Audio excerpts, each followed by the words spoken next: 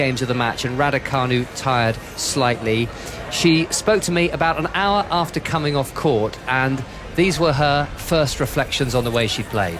Mixed emotions. Part of me is proud to have pushed the number one in the world, to play some really high-level tennis, but at the same time very disappointed. I think I had chances, and I'm quite sad that I didn't execute in those big moments, but at the same time I took those risks on to get to that stage where I was ahead. So it's a bit of a double-edged sword in that sense, but I think after the dust settles a little bit, I'm sure I can take some positives after this match.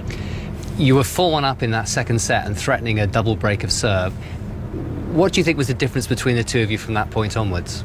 Yeah, I think I had chances at 4-1, chances at 4-2.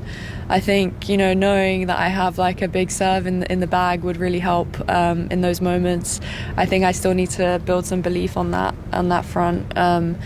But on her serve, I think I played a really good game. There were some amazing points. But I think the difference is knowing that I can control my service games better. And did you feel some fatigue there in the last 15 minutes or so of the match? It must have been quite an emotionally draining experience. Yeah, I think the last two, like the 4-all game, I think, I took some shots on, didn't really make them, didn't execute, but at the same time I executed them earlier in the match, and it could be fatigue, could be that little bit extra conviction against the very best in the world. And the last game, I think then she started like zoning in, but I think overall it was a pretty high level match. You said after going out of the French Open to Iga Swiatek that you feel you have a lot of work to do to close the gap between yourself and the best players in the world. Does this make you believe that some of that work has now been done and the gap is closing?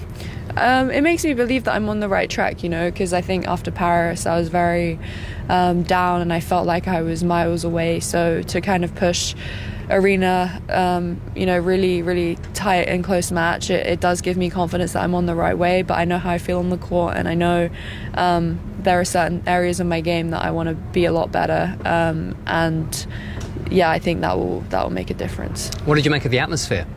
Yeah, the atmosphere was incredible. It was the roof on, so it was extra amplified and so loud, and the support was incredible. So they really helped me, and I think we're loving some points, and it was insane. I was like feeding off of the energy for sure, but I'm just disappointed I couldn't go over the line. Could you hear all the line calls? Not all of them. Some of them were like a little bit quiet or dulled out by the crowd, but overall you kind of like have an idea if the ball is in or out, and then hope that the Hawkeye calls it the same. And you trust the line calls? It looked at one point certainly as if you thought you got a dodgy call. No, I don't trust the line calls. I think the other players would say the same thing. There were some pretty dodgy ones, but what can you do?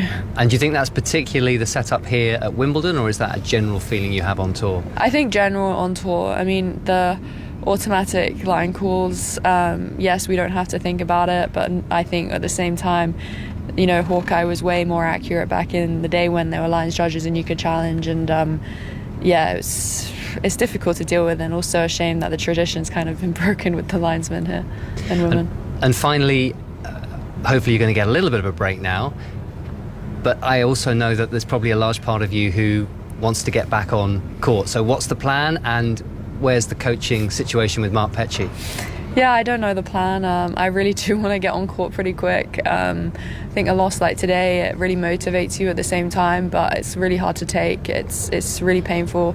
But I think I need to speak to Mark when I'm a bit less emotional and figure out a plan of how I'm going to do things from there. And would you like to carry on working with him if his TV commitments allow?